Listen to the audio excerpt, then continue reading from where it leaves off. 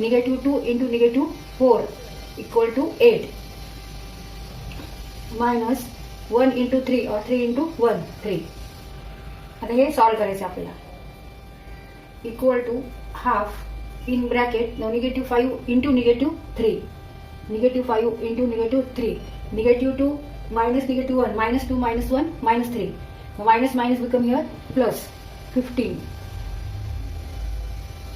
and 8 minus 5 plus 5 into 1 5 equal to now 15 plus 5 20. Half into 20 means 10 square units. 2 1 2, 2 10 20. बे कबे बे 10 20. तरी ते answer काय आहे 10 स्क्वेअर युनिट्स. 10 square units.